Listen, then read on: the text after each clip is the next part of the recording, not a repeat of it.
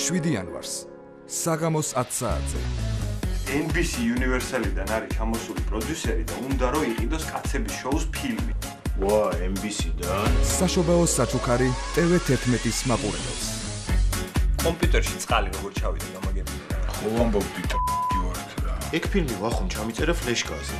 თუ არა ეგ ფლეშკა ხო ნოდა რას ვათხო. ნოდა და ვინ არის? ეგ არ მახსოვს. ის რაც ტელეეთერში არ გინახავთ. თქვენ გადაცემის წინ ეწევით და ისე გადავალთ თუ